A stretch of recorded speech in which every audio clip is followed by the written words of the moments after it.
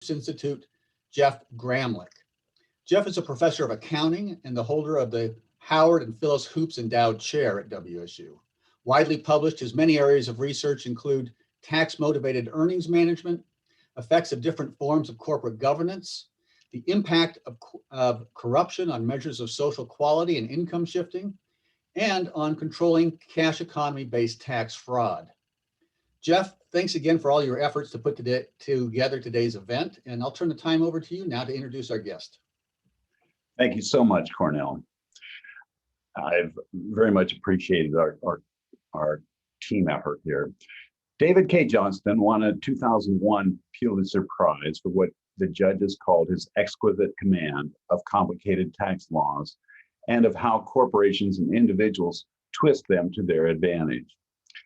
His reporting prompted Presidents Bill Clinton and George W. Bush to change their tax policies and resulted in changes in many laws and regulations. While a reporter for the New York Times, Johnston wrote the bestsellers Perfectly Legal and Free Lunch, exposed what were then little-known aspects of American taxes. He later was a columnist for Tax Notes magazine and Reuters, and is a frequent guest on CNN and MSNBC. Johnston is a former president of Investigative Reporters and Editors, IRE, and has lectured on journalism, tax policy, and other issues on every continent except Antarctica. Johnston is also the editor-in-chief of DCReport.org, a free nonprofit news service run by former senior journalists at the New York Times, the Los Angeles Times, and Wall Street Journal. Please welcome David K. Johnston. Well, Jeff, thank you very much for that introduction. And the audience should know that I first learned about Jeff roughly 25 years ago because of a brilliant piece that he and another professor wrote about a huge tax dodge involving Chevron oil. Really smart piece of journalism. So I'm going to talk to you today about the tax system we have and the tax system that we could have, and how the system we could have would make us a wealthier country, would make for more jobs, and has enormous benefits. I've tried to make this as straightforward as possible for people who are not tax wonks. And when my book comes out about this, it will be a short book because it makes no sense to write a long book stopper, a door stopper of a book when you're proposing a simpler, fair tax system. So I want to share with you my PowerPoint, and we'll go through this, and then we're going to take questions. I assume that in the chat there's a discussion about the questions that Jeff and Cornell will ask. So I am proposing a simple, fair, effective, and efficient tax system for the 21st century economy. This is a tax system that would not have been possible but for the digital age. America has a tax system created in 1915, actually in steps from 1915 to 1924, when this was the #1 selling car in America. Today we have this kind of car, and pretty soon we'll have self-driving cars, but our tax system is still a Model T. The prosperity tax means no income tax returns anymore. No corporate income tax, which I'll explain. I don't just repeal it, that would be a disaster. I repeal and replace it. And all economic gains will be taxed. John Fox, a leading tax authority who worked in Washington, estimates that only about half of economic gains in America are actually taxed. Now, I say asterisk because there's a basic exemption. People would not be taxed on the minimum level of income needed to not be in poverty. Adam Smith, in The Wealth of Nations, and his other and equally important book, The Theory of Moral Sentiments, both written in the 18th century, pointed out that if you tax the basic income people need to survive, to buy food and shelter and clothing, that you simply muck up the economic system. You want to tax things above that. The prosperity tax will have much more predictable revenue than we have now. It will have much lower compliance costs. They will fall away dramatically. The IRS will shrink radically, and much easier enforcement. Now, pay, which is how most of us get our money, like cars, has evolved. These are men lined up to get paid at the construction of what people call variously Boulder Dam or Hoover Dam near Las Vegas. And you'll notice here the word timekeeper. It is highly likely that my father was on the other side of that wall because he was a timekeeper on this project. You stood in line, you signed literally something called a payroll, a pages of paper where your name was, the amount you were due, and you signed your name to it. And you'll notice the first line is for 1,500 people. So you stood there all day to collect your pay, and you got it in cash, dollar bills and coins. Well, pay has evolved. First of all, we got machines like this. This is a payroll check making machine. So if you walked into your bank with a check you said was from a business down the street that you said was your paycheck and it was handwritten, the banker would know, no, it's not. Paycheck should come from a machine like that. Today, we don't even deal with paper checks. We have digital banking, and the money just drops into your account electronically. This is what makes a new and better tax system a possibility. Now, the prosperity tax is not radical in any way. It uses only existing accounting and legal concepts, and it is based on classic time-tested principles that date back thousands of years. And for 8 years, by the way, at the law school and the graduate business school at Syracuse University, I taught the law of the ancient world. I still include it in my current course. The prosperity tax has conservative principles, and I mean that in the classic sense of the word conservative, meaning that we take those things that work and we protect and maintain them. The most conservative principle in Western civilization is progressive taxation.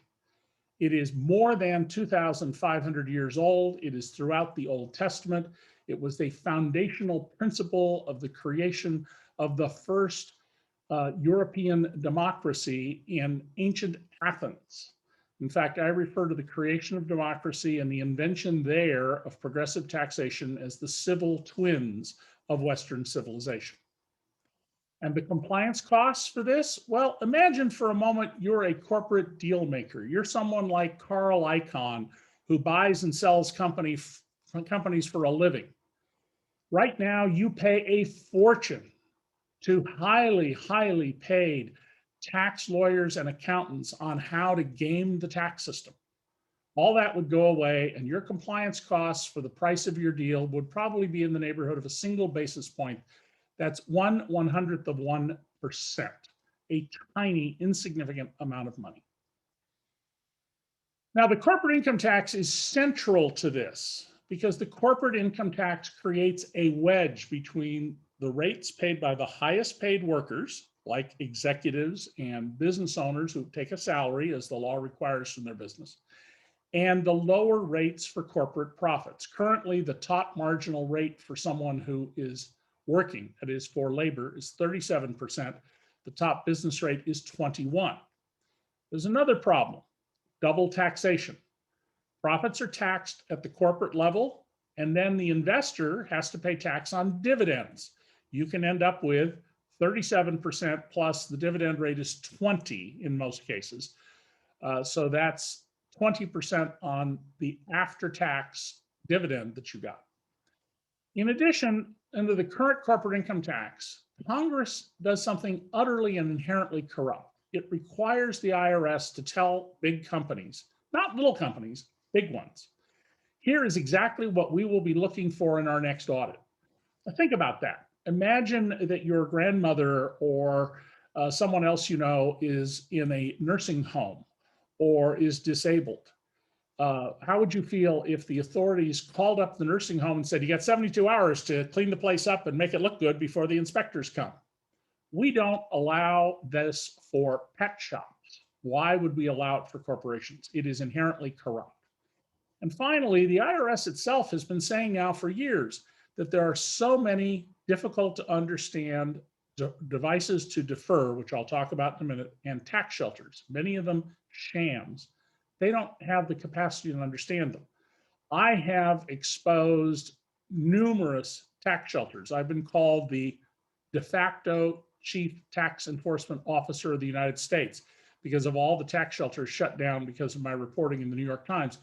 Understanding them is incredibly mind-numbing exercise, and to prove in court the things that I reported as a journalist is vastly more difficult than that.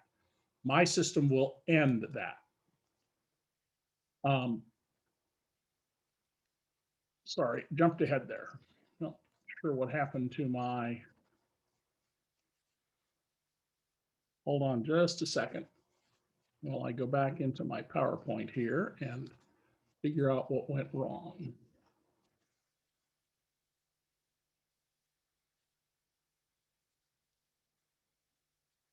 Okay, here we go. So under this system, corporations, when they make payments to other businesses, will not be taxable. Boeing pays Alcoa for aluminum to build a jet, not a taxable event. Boeing pays Professor Gramlich as a consultant to write a report for them, taxable to Professor Gramlich. Companies already have all the records of who they pay. They have detailed records. They know who their vendors are, so I'm not imposing any additional burden on them. And if they don't have records, they're not following good business practice. Overseas payments would require withholding tax because otherwise many of the companies in America owned by foreign owners or American companies with offshore facilities could siphon money out of the country and evade the tax system. And the IRS would retain under the prosperity tax the authority to examine records to make sure that those rules are being complied with, not to determine taxes due, but are you properly paying people and withholding taxes where it's warranted. David, we're not Yes. seeing your PowerPoint anymore. I'm sorry, hold on, I need to go back to share screen. Thank you. Yep. Okay, so those are the points. So can you see it now? Angie, can you see my PowerPoint? We're just seeing like a top bar. We're not seeing the actual slide yet.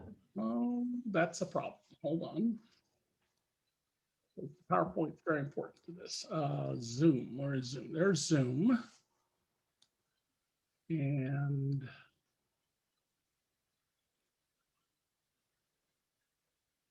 let's stop share. And then now you're seeing me, and we should be able to get the PowerPoint back. Now, how about now, Angie? Now we're there. Okay, so these are the points I just went over. Payments to other places aren't taxable. Companies already have these records. We're not adding to their burdens under my proposal. So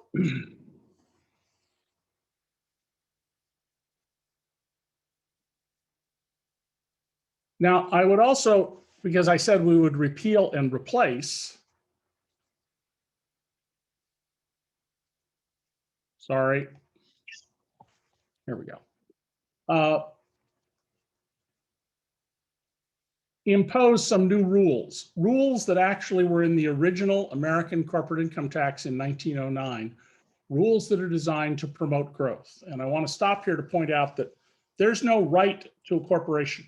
A corporation is an entity created with the permission of the state.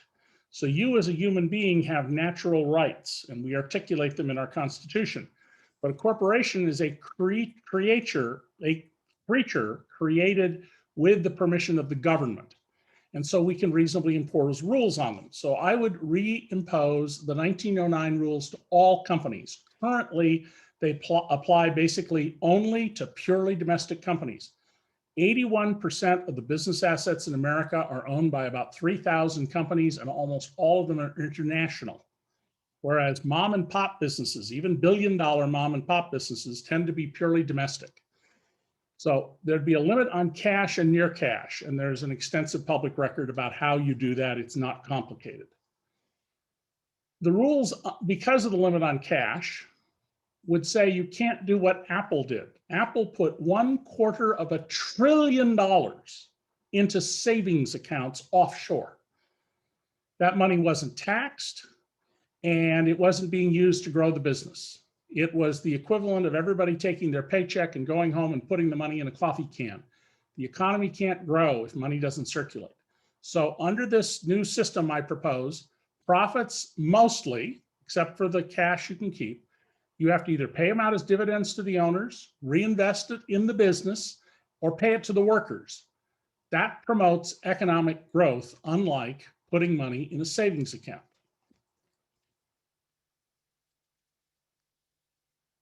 Now, modern accounting has found what this man tried to find, and so did many others. They were called alchemists, and they believed that if they could find something called the philosopher's stone, they could turn gold into lead. Well, that's what modern accounting does. Modern accounting has figured out how to take taxable profits in the United States, convert them into expenses in which a company takes money out of its American pocket, pays it to itself in its offshore pocket in Switzerland or the Cayman Islands or Singapore, depending on the circumstances of the company, and takes a tax deduction for paying itself. Well, Michael Sedgwick never found, nor did anybody else, the mythical philosopher's stone. The accounting industry has, to the great detriment of our economy. Now, the benefits of corporate tax and repeal and replace are we end this transformation of tax from a burden to a profit center. When I first told my editors at the New York Times 20 years ago that I was certain that companies had found ways to turn the corporate income tax into a profit, they were totally disbelieving. There are many people to this day who go, how can you possibly turn a tax into a profit? Well, Enron did it, and I'm going to show you in a moment how to do it. It's actually very easy and well known in the tax world, and we did report this almost 20 years ago. Because we will eliminate the corporate income tax, there's no reason for companies to invest offshore. Why build a factory overseas where you may or may not be taxed and endure all the costs of maintaining executives overseas when you can invest right here and earn tax-free profits? So it encourages domestic capital investment. Well, how many jobs we have is closely tied to domestic capital investment. The 2017 tax cut bill actually encouraged moving capital offshore. And it rewarded companies that built factories offshore when they paid their deferred taxes by taxing them at essentially half the rate of companies that held cash offshore. So Congress has clearly signaled to business, don't invest in America, invest offshore. And it also focuses businesses on business, not on tax avoidance. We put enormous firepower, intellectual firepower, into tax avoidance instead of developing better businesses, better widgets, better management. Now, current federal tax law is really two systems, separate and unequal. One system is for workers. Workers have taxes withheld from their paychecks. Their compensation is verified. That's because you get a W-2 wage report at the end of the year, or if you're a gig or freelance worker, you get something called a 1099. The IRS knows exactly how much money you made because it's reported by the people who paid you. Business owners don't have that system. I'm, by the way, a business owner. I'm the successful founding chairman of a little hotel management company that doesn't exist anymore, but was very successful for more than a decade, plus my journalism enterprises. I self-report. There's little or no verification of the income of people who own businesses, unlike workers. There's no mandatory withholding except for salary. So, of course, many business people don't take a salary or take a minimal one. And very importantly, many opportunities for deferral. Earn today, report the money, and pay the taxes later. Well, why does deferral matter? Well, here's an old saying from a tax lawyer. A tax delayed is a tax not paid. The other famous saying is, if you come into a fortune and can delay the taxes for 30 years, it's the equivalent of not paying the tax. Every dollar of tax not paid now, but due in the future, is an interest-free loan from the government. And I don't know about you, but I want all the interest-free money I can possibly borrow. Well, that's what business does. It's a logical thing to do. If you can borrow money for 0 interest from Uncle Sam, you're going to do it if you're a smart business person. Here's how deferral works. So you defer $1 million for 10 years at 10% interest. At the end of the 10 years, you'll have $2.6 million. You pay the tax, you're left with $1.6 million. You've got to pay tax on that gain, and you'll end up with, after taxes, $1.3 million. You're better off for not paying the tax in the first place. You'll more than double your money. Some companies earn profit rates as high as 35%, and it's not unusual to find companies with deferral periods of 30 years. At 30 years, an interest rate of a little over 4% will double your money. A business only earning 4% is not doing well. So you can perhaps triple, quadruple, 8-fold your money. So what happened here in deferral, and why should you care? Well, that $1 million that wasn't paid but was loaned out at 0%, Congress went right ahead and spent it. Congress then went into the bond market. It sold treasuries and it borrowed $1 million, and it's paying interest at whatever the percent at the time is. At the moment, it's very low. It's a little over 2%. It's been as high as about 14%. And the cost of that loan? Well, you pay for it, unless you're a business owner. You're paying for it through more of your taxes going to interest payments, fewer government services, or higher taxes on the money you make than you would have to otherwise pay. By the way, you can't defer. If you're a worker, except for your limited retirement savings, you're not allowed to defer. And the retirement savings you have when you take the money out are not taxed at the lower rate for capital gains. They're taxed at wage rates. So if you're successful between now and when you retire, you'll pay a 37% rate on your gains, not the 20% you would have paid had you invested it outside of a retirement account. And you can only put a very limited amount of money in such an account. Under the prosperity tax, everybody goes on to withholding. Business owners can take money out anytime they want, but first the taxes get withheld. That ends two systems separate and unequal and puts everyone in the same position. Everybody will have to have a tax trustee who owns a business. Now, right now, every employer has a tax trustee.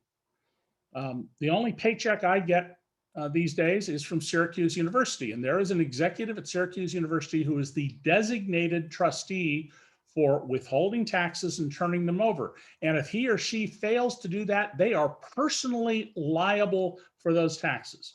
There have been lots of cases brought by people who did not turn over the taxes they were due. Every business owner would have to go get an independent trustee.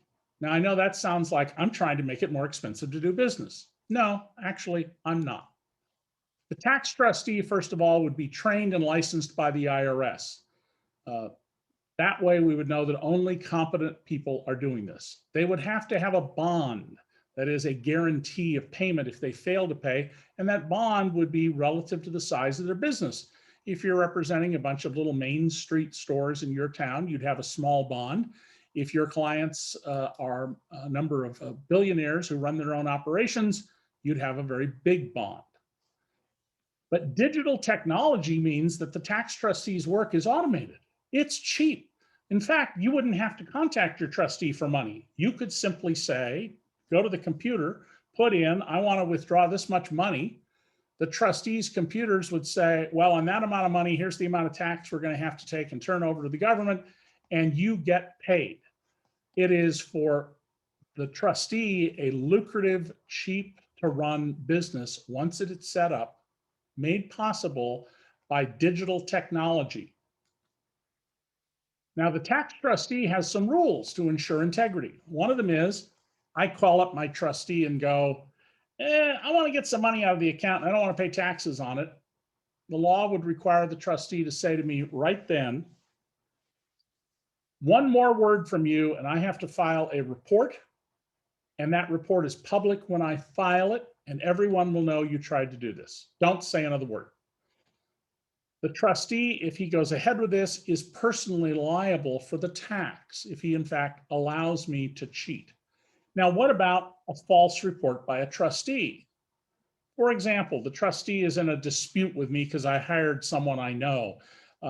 Maybe he's involved with one of my grown children or my spouse, and we're angry at each other. A false report by a trustee is a crime, and it would result upon conviction in the lifetime loss of the office. If, however, the trustee and the client break the law and they evade the system and they're caught, both are liable. They have an opportunity to correct on the grounds it might be a mistake. And within 90 days, if they pay the money plus the 5% penalty, the case can go away, not necessarily, but can. If they don't do that, the penalties rise over time to as much as 200%, which means the government could collect 6 times the amount of money that was originally owed. Now, this isn't every aspect of this, it's an outline of it. But the point I want to get across is that the current tax code we have, which is almost 3,000 words long in the official government printing office version. And on top of that, there are tens of thousands and thousands of pages of IRS manual rules, guidance from the chief counsel at the IRS, court interpretations that have created a huge industry. Some people estimate that as many as the equivalent of 4 million jobs are tied in one way or another to our tax system. Is an enormous drag and waste of resources. It was necessary to do it the way we did it in 1915 when we adopted our third national income tax. The first 2 were connected to the Civil War. But now that we have computers, now that we have records from accounting where all the money goes, there's no reason to keep that system. And by the way, the actual core of our tax code is very brief. Why is our tax code almost 4,000 pages as printed by the US government? Because it's full of favors for people. Favors that say, oh, if you meet this rule, you don't have to pay taxes. In fact, in the 1980s, there was a provision that was proposed to go into law, and after it was exposed by my colleagues at the Philadelphia Inquirer, where I worked at the time, Congress did not enact it. And what did it say? No tax shall be owing on the estate of any individual who died on such and such a date in Tarrant County, Texas, and left an estate valued at not less than $12.5 million, whose sole surviving heir is his spouse. The reporters found this person. As it turned out, she lived between 2 of the Bass brothers, billionaires. One lived on the right of her, one lived on the left, and across the street was somebody else connected to the Bass brother billionaire's fortune. And when the reporter reached her, she said, oh, yeah, you mean that little thing my congressman's doing for me? Why, sure. Isn't that what your congressman's for? That's what's wrong with our tax code. It's full of these provisions that benefit people and can cause terrible harm. Back around 2010, there was a man angry over a section of tax law that isn't even in the tax code. It's in the Omnibus Budget Act one year. And it made it impossible for him to run his business the way he wanted. It was put in place at the request of IBM. It hurt many, many people. I wrote about it in the New York Times several times. It raised almost no money. It was supposed to raise $50 million a year, which is nothing in the American economy, which currently is $21 trillion a year. But Congress wouldn't remove it. And so this man got so angry, he went and got his private airplane and he flew it into the IRS offices in a high-rise building in Austin and killed an IRS worker who was a Vietnam War veteran. Horrible crime motivated by anger over a tax law we don't need to have. So just to review quickly, and then I want to take questions from people. Our tax code is far too complicated. Our tax code is full of provisions that favor someone else at your expense, and you are paying the cost of those favors. And those favors are bought with campaign contributions, jobs for relatives, all sorts of institutional corruption. We don't have to have all of these complex rules. And because of digital technology, we can trace the money and make sure that we collect in full the tax we're supposed to collect. And we can encourage domestic capital investment, which is what produces jobs, by eliminating the incentives to move capital offshore and build factories offshore for the primary purpose of tax avoidance. It won't help with cheap labor, but it will address when the primary purpose, and that's often the case, is tax avoidance. So, Jeff? You're on mute. Thank you. So are there going to be 3 different taxes, one for corporations, one for small businesses, and one for employees? It's a little confusing to me. No, under this system, there is no corporate or business tax. All business profits would flow through ultimately to either the investors in dividend payments, and they would be taxed on them, or the workers in salary, wages, and bonuses, and they would be taxed on them. But if you simply repeal the corporate income tax, it creates an incentive to do what Apple did.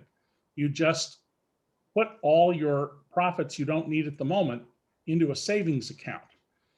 That's a way for chief executive of the company to avoid problems. Let's say there's a downturn in the economy, and we will always have business cycles. The economy expands and then it contracts, and then it expands and then it contracts.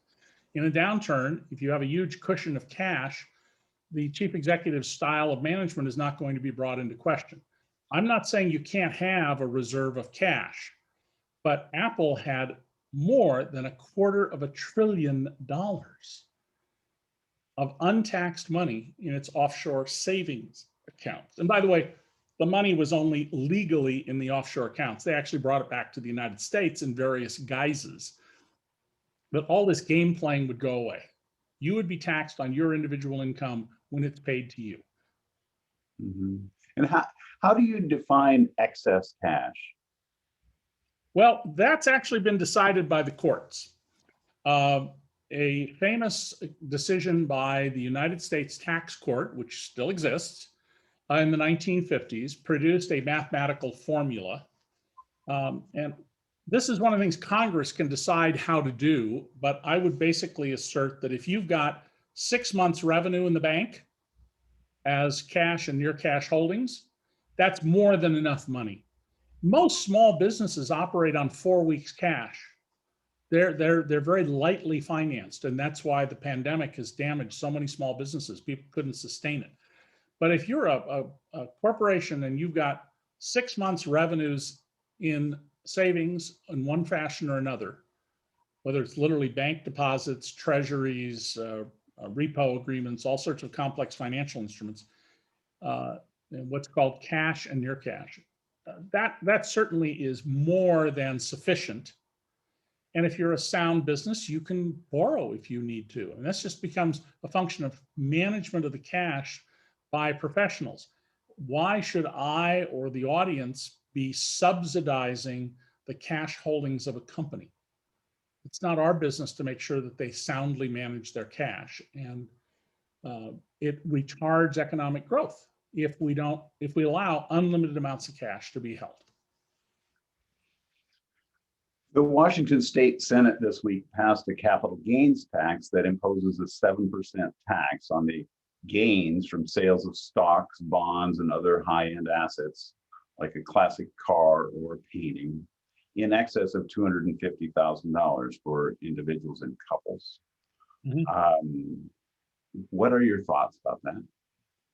Well, because America is a federal system, unlike, say, Canada or France, where the provinces are subunits of the national government, states are co-equal under our Constitution with limited exceptions.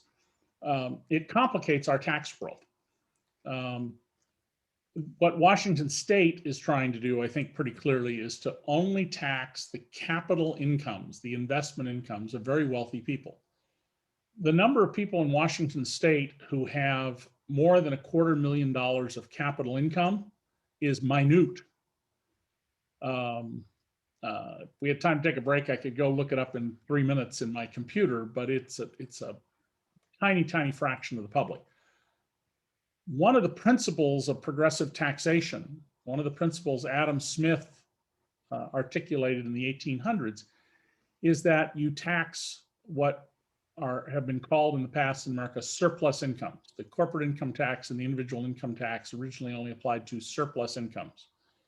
We still have that concept. Currently, an individual in the United States on the federal level pays no tax on the first $12,000 of income, a head of household 18,000, a married couple 24. And that's what the state of Washington is doing here. It's saying we're going to impose an additional tax on the very wealthiest people. The wisdom of that, I don't know. I don't know enough details about it, but the principle that the greater the gain you've made because you live in America, the greater the tax you should pay so that America endures. That's not some new idea. It's not a lefty idea, as often claimed falsely by places like the Wall Street Journal editorial page. It is the oldest surviving principle in Western civilization. It is older than the idea, a false idea if you study theology, that marriages are supposed to be between one man and one woman, not multiple wives and things like that, which you'll find in the Old Testament and the New. There's a much older idea than that. It is a profoundly conservative principle. How do you effectively implement this prosperity tax when so much of U.S. wealth is being stored in offshore holdings already? And how do you get them to bring that home and pay it in wages and invest it in the company or pay it as dividends? Well, on the corporate side, that's a very easy answer. Congress just has to pass a law saying you're going to do it. That's not where the problem is. In fact, when Congress gave under the December 2017 tax law this reduced tax rate for offshore money, they cut the tax rate by as much as 92.5%. Companies did not have to bring the money home. All they had to do was pay taxes on it. And many of the companies just left the money offshore, and they're building factories offshore and they're investing offshore. Congress could have said, and you will move the money to the United States and put it in American institutions here, or we'll tax you for keeping it overseas. For individuals, it's more complicated. There's massive, massive individual tax evasion at the very top. In about 2 or 3 months on IBM TV, which stands for International Business Media, I will start a television show, a worldwide television show called The Money and Power Report, investigating or tracing illicit deals. And somewhere between 40 and 50 trillion dollars is held offshore, not from the US, but from all countries by people who've hidden their wealth. And to give you an idea of the scale of this, the British Virgin Islands in the Caribbean are a tax haven for many people. They have the world's largest aluminum storage, according to the official world trade records. You know, storing aluminum is typically stored in ingots, bars of aluminum. If all that aluminum was in the British Virgin Islands, instead of being tropical paradises where you want to go and have a nice time on vacation, they would be shiny metal mountains 3 miles high. So it will require some transition work to go after individuals, but we also have the means to go do that. But even if we assume that all that money already illegally hidden stays hidden, and of course, not all of it's from the US, and we're concerned with the US money, not the money hidden from Iran or China or Russia or Britain. It would still have an enormous positive impact to end this system and end the incentives for this system. People respond to incentives, and our Congress has created incentives that say, move your money offshore. Okay. So this one comes from our Associate Dean, Debbie Compo, from the Carson College of Business. She says, I got a bit lost in the discussion of the tax trustee, so I'm struggling to understand how this would work for an individual wage earner. It Well, sounded like the tax trustee was effectively my banker and held all my earnings until I withdrew them to spend. Is that correct? no, and I'm sorry I was unclear about that. Individual workers already have a tax trustee. My tax trustee is somebody, I don't know who it is, at Syracuse University. They withhold taxes from my paycheck. This doesn't, if the tax trustee proposal I have has nothing to do with individual workers. Now, David K. Johnston, author, who has a business giving lectures, writing magazine articles, and writing books, I currently just reach into my bank account when I want money and take it. With the tax trustee system, when I get paid by Simon & Schuster or a magazine, the money would go through the trustee to my bank account. So the trustee knows about it. They would be notified about it. And if I want money out of that account, instead of just going as I do now to my computer and withdrawing money or taking my ATM and going to the bank, the trustee software would say, well, on $1,000 that you want to withdraw, the tax you're going to have to pay is X. And that amount of money would be turned over and paid to the IRS and to the state, actually to the Treasury, not the IRS, and to the state. This only affects business owners and businesses. By the way, we have 22 million people who are sole proprietors or small business owners. A lot of these are micro businesses. Some of them are huge businesses, but those people would have to have this trustee. And because it's an automated system, think about Vanguard and what it's done to the mutual fund industry. I pay Vanguard between a penny and 20 cents on all the money in my retirement accounts and my investment accounts there.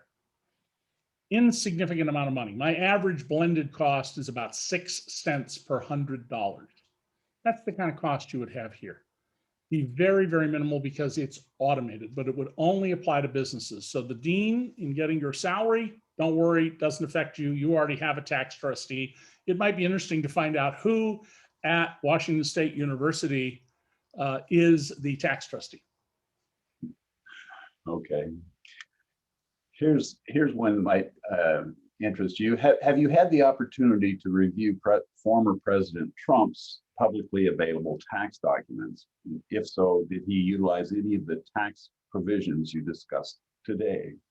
Well, 4 years ago, as you know, Jeff, I'm the person who got in the mailbox here at my house in Rochester, New York, the front 2 pages of Donald's 2005 tax return. For people who don't know this, I've covered Donald longer than any other journalist, almost a third of a century, written 3 books that are 1 partially about him and 2 completely about him. 2 of them were bestsellers. 1 of them won an award for Political Biography of the Year. The tax documents that the New York Times has, my former newspaper, I have not seen. And they don't have the actual tax returns. In the news, you need to listen carefully. There's an important but subtle distinction between tax documents, i.e. the tax return itself, and tax information. When you send your tax return to the state or to the IRS, they lift certain data off of it and put it in a computer.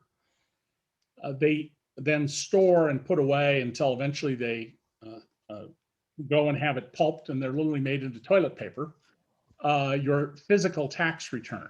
But what the New York Times has is what's called tax information. And I'm sure it's absolutely reliable. And I have said for a long time, Donald Trump has been tried twice already for tax fraud, which very few people know. It was a story I broke 4 years ago. It's in my book, The Making of Donald Trump. He lost both cases. They were civil, not criminal. His own tax lawyer testified against him and said that he had forged his signature on the tax return. So I think that when we get to see Donald Trump's tax records, we're going to find out he has lots of problems. But that's totally separate from the issue I want to talk about today, which is how do we get a better tax system? There will always be people who will cheat. That's why I've tried to make it hard to cheat, easy to detect, and serious penalties. And by the way, one thing I didn't mention about my plan is currently tax fraud criminal, not civil, but criminal, requires a proving of mens rea. That is, you intended to cheat.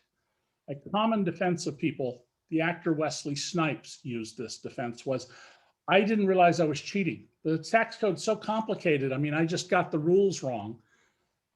In his case, he wrote a 600-page manifesto that the tax system is wrong and criminal, and that was a silly defense, but the jury bought it. Under my proposal, the way the rules are set up, it is what's called a per se crime. If you're caught once violating the law, it's a minor matter. Do it 3 times in a year or 10 times over your lifetime, it's a felony, and the government doesn't have to prove your intent. They only have to prove what you did. Okay. Probably would be, if we can get Congress to do this, going from mens rea to per se would probably be the toughest thing to pass, but it would be really beneficial to stopping tax fraud.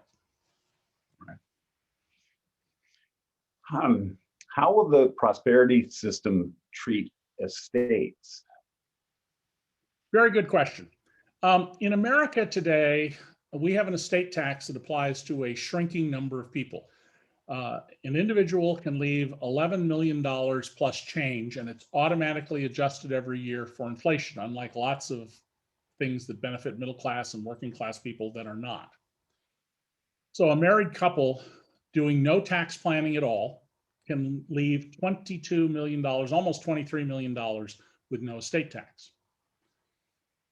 The fundamental problem with it is that it is an inelegant tax, because the estate tax applies to not your net worth, it applies to your net worth. It doesn't exclude something called basis. So I bought some stock yesterday from a company that's not yet gone public, as one of the insiders in it. The money I paid for the stock, I've already paid taxes on. So let's assume that I put in $1 and I get lucky, the company succeeds. It more likely will fail, but it succeeds, and I get $1,000, I sell for $1,000. I owe tax on $999 when I sell, not on the $1 of basis, but the $999 of gain. I believe we should replace the estate tax with capital gains at death. Our capital gains tax is a tax on your transferring money from one place to another. Many people who have a stock that has gone way up in value, who probably should sell it. Economic and investment theory says that's topped out, you should sell it. Don't do so to avoid the tax. And so as a result, they may lose money. But in addition, if you're over that $23 million threshold for a company, the entire $1,000 would be taxable, not the $999 gain. Now, to be clear, most estates represent gain. Bill Gates started his company with a loan from his parents. So his basis in his stock is 0. It's all gain. But there are people, a woman I wrote about in Oregon, who there were a series of deaths in the family, and there was state money that was taxed when the limit was only about $600,000, 3 times in 2 years. There were 3 sets of estate taxes applied before it got to her. She still wanted to keep the estate tax. So if we only apply the estate tax to gains, and we do it at death, which is what Canada and many other countries do, it becomes a much simpler system. By the way, under my system, one of the things I didn't go into is you will have your investments in a trustee account, just like your 401k or your IRA is. And if you want to sell Apple and buy Con Edison, you'll pay no tax as long as the money stays in the account. I want people to be able to move their money around as efficiently as possible. When you withdraw, you pay tax.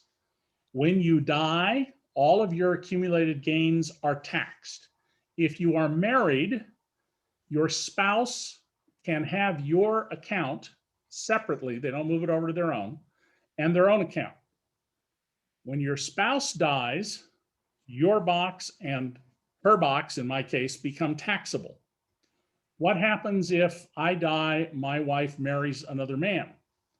Well, upon her death, my box is taxable in full, but hers can be held now by her next husband. But when he dies, the tax will be owed on that. And the purpose here is to not take away and discourage wealth accumulation. We want people to build wealth. Very few people have wealth. We need to expand and increase that.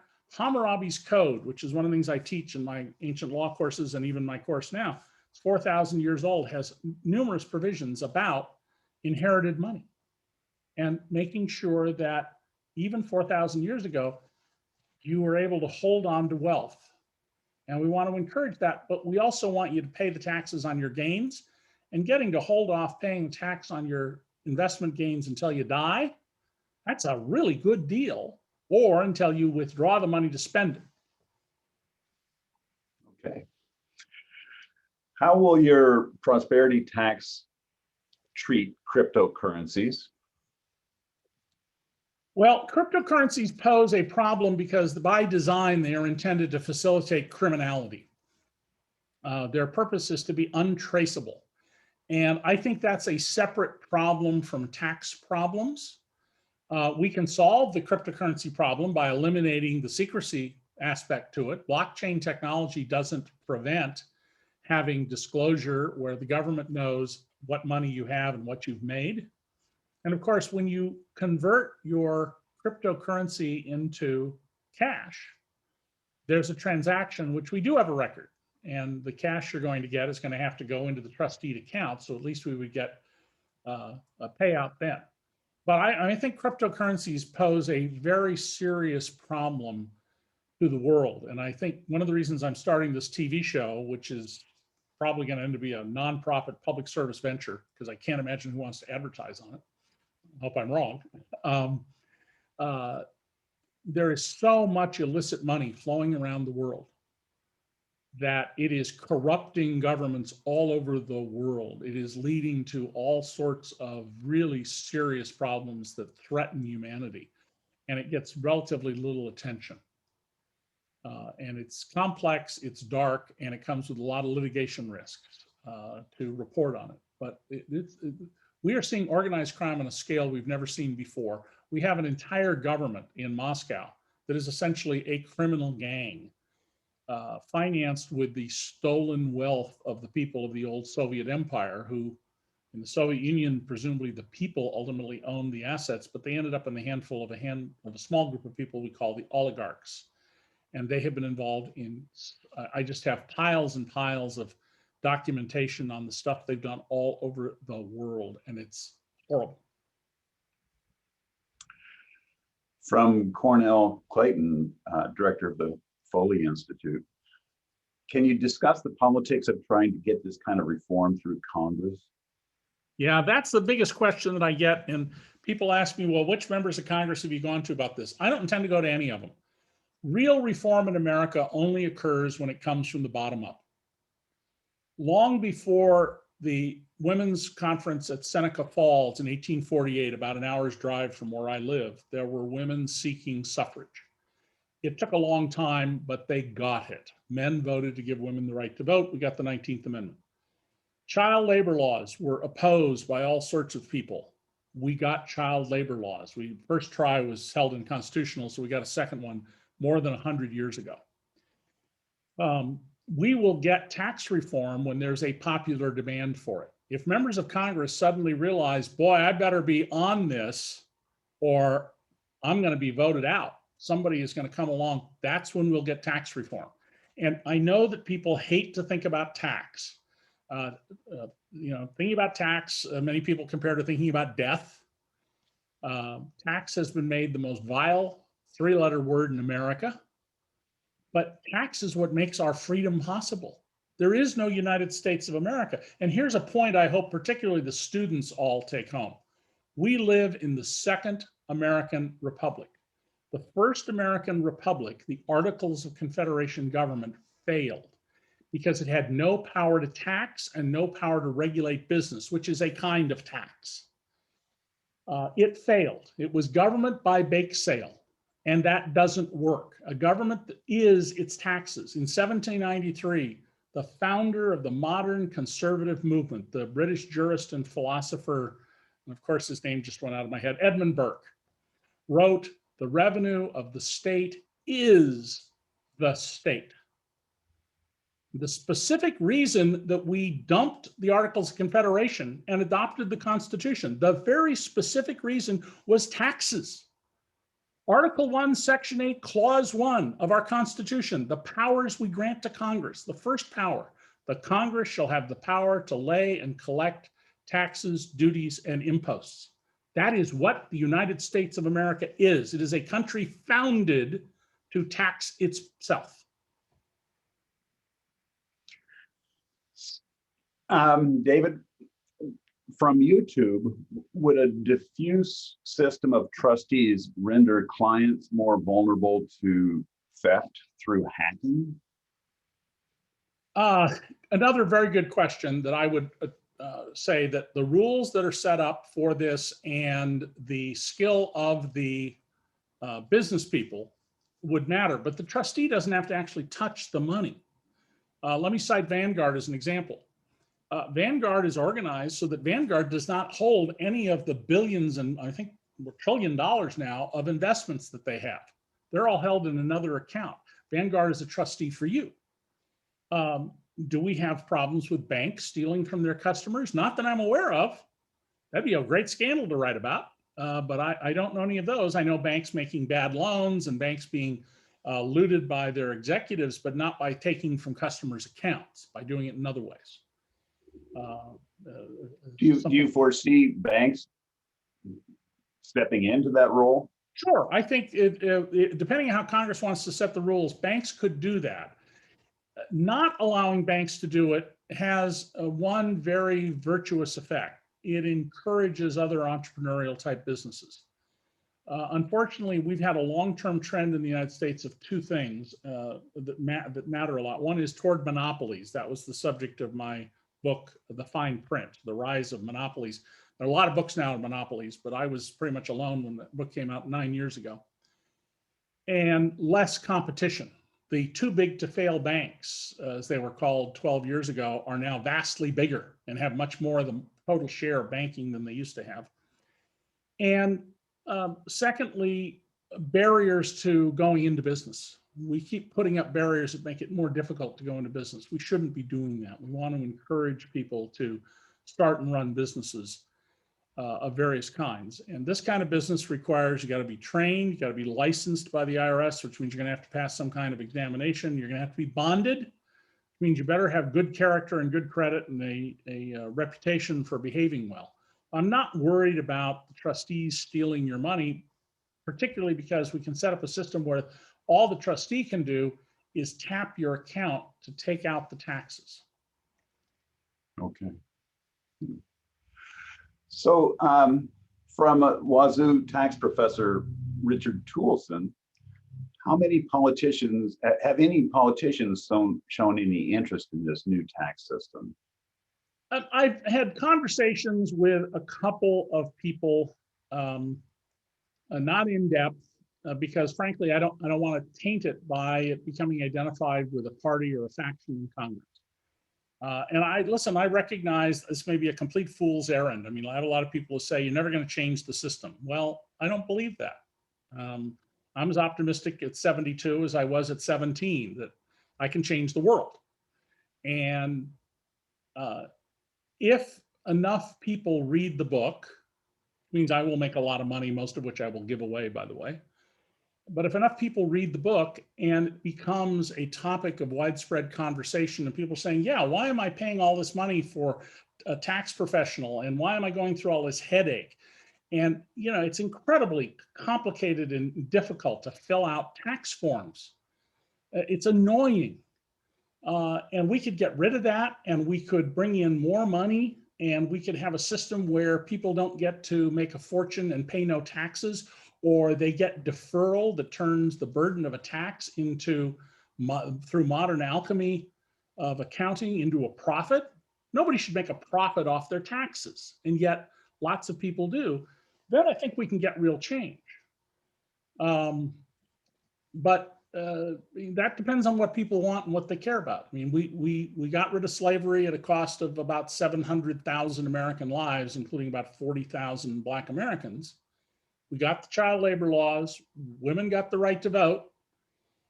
We got really good environmental laws signed by Richard Nixon, which are now being decimated or have been the last few years. We can have change. That's the whole point of the United States of America. We are responsible for the destiny of our country and we choose. And if you don't vote, you're choosing. If you put your head in the sand, you're choosing.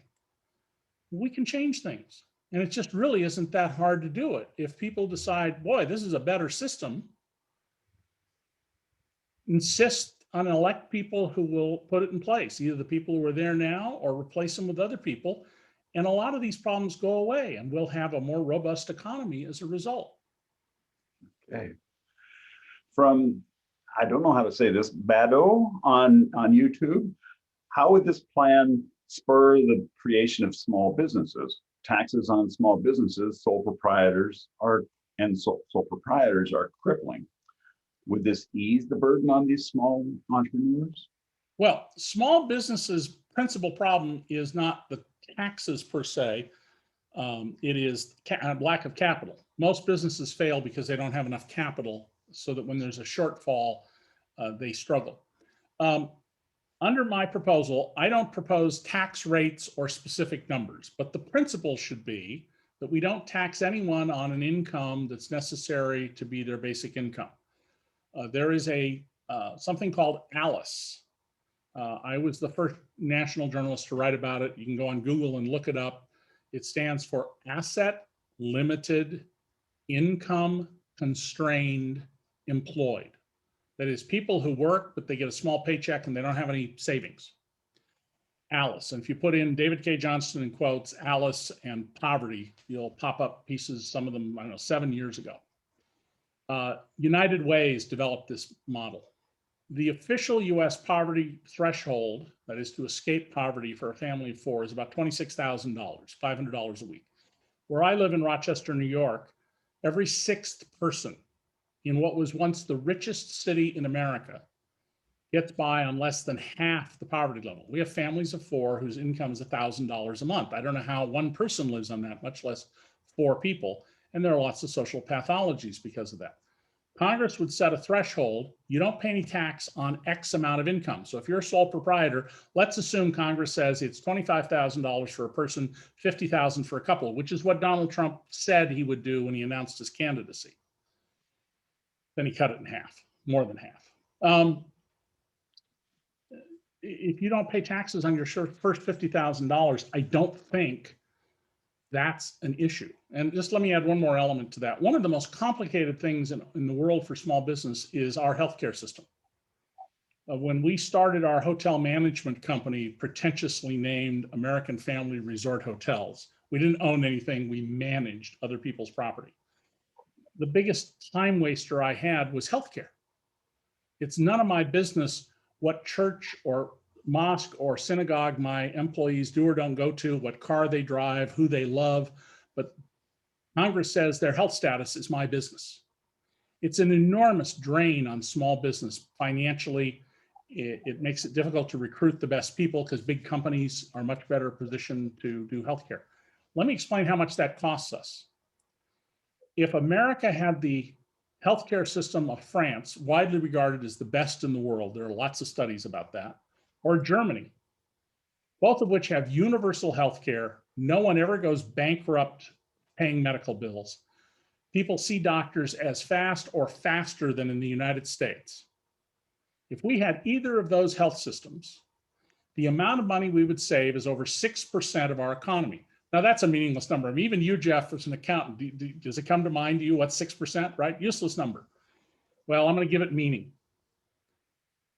All of the income taxes paid by everyone who makes less than $600,000 a year, that's 99% of us, are 6% of our economy. Okay. So all else being equal, and it's not, this is a statistical measure, but all else being equal, if we change to their health system, which would get it off the backs of small business, people wouldn't go bankrupt. You'd see a doctor right away. lo and behold, everybody who makes under $600,000 a year wouldn't pay income taxes. I do think that if we did that, the figure might realistically be 100,000 for one individual, 200,000 for a couple. And that would have an enormous beneficial effect. Not so good for the people who own health insurance companies, and it would throw out of work, as my critics point out, thousands of single mothers whose jobs are processing paperwork, your medical claims. We'd have to do something to find new work for them. But there's no reason to maintain a system for paperwork jobs. And I can show many laws Congress has passed in the last 40 years whose primary purpose appears to be to create paperwork jobs that detract from the economy. Okay, I have time for two more great questions. One of them is, can you explain why Amazon had income more than $11 billion in 2018, but paid zero in federal taxes? Well, this goes to the point I made about deferrals. Congress literally requires corporations to keep two sets of books. Now, most people, when you hear two sets of books, you think of somebody like Al Capone, mobsters. Yeah, we got this set, we show the tax people, and then here's how we really do business. Well, that's what Congress does. They keep a set of books for investors under the rules of the SEC, and you keep a separate set of books for the IRS under the tax code, Title 26 of our federal tax code. Under those rules, companies get to deduct all sorts of things, and they get to defer into the future. So when you look at the financial statement of a company, if you're an investor, and it'll say total revenue for the year, cost of producing goods, and then it'll come to a line that will say income taxes. That's not the income taxes they paid. That is the accounting record of what they owe. They may not pay those taxes for 30, 40, 50 years, but they make a record that someday we'll have to pay it. And every dollar they don't pay that year is a zero interest loan from the government, which you and I are financing without appreciating it. So a company like Amazon is able to show, as it's putting more and more money into its assets, they're not making any money. I don't think, because of the advances in accounting and the complexity that the IRS says it cannot fathom, that there's any coin in trying to beat companies on this. I think the answer is to say, we're not going to tax you on your profits anymore. All we're going to do is say, after you have a certain amount of money saved, a generous amount of money for a rainy day, you have to either pay it out in dividends, pay it to your workers, or reinvest it in the business. And that will foster economic growth. And by the way, Amazon is just one of many companies that do this, that have negative income tax rates. When I first started writing about this in the New York Times back in 1995, all sorts of people were, oh, that's not possible. Companies can't be making money off the income tax system. It's now widely known because of my work and my books. And last question. Last question from Danny Johnston. How do you convince corporations, how we know how influential they are, citizens and Congress to pass this or work towards making our tax system more logical and productive? What are the best incentives we can offer to them? Well, thank you. I don't know who Denny is, just to be clear, not related, to the best I know. Well, that's where ordinary people come in. I mean, we've seen change happen even in modern times. The civil rights movement, incomplete as it is, brought major changes to this country because of the popular will of the people. California in 1978, I'm a son of California, passed Proposition 13. It's turned out not to be such a good idea years later, but people got it passed by popular demand in a very short period of time. So the answer to this is not to go to the top. There will be some big corporate executives who will be in favor of this. I would expect that if Bill Gates or Warren Buffett can be persuaded by somebody, it won't be me to read my books, they will, my book when it comes out, I expect to be next year, that they will say that's a good idea because it's consistent with their public statements about the things that are troublesome in the tax code. I expect that there will be all sorts of false claims against it, as I've seen in some of my previous books. Often from major organizations where it's clear from the writing, the person who wrote about it didn't read the book. They just made wild assumptions. That's always a danger. But you know, it has to be the will of the people. If ordinary people read my book and they say to their friends, you got to read this thing, you know, here, I'll give you my copy of it. Or no, I'm not going to give you my copy because I want to keep it. It's going to be an important book, hopefully.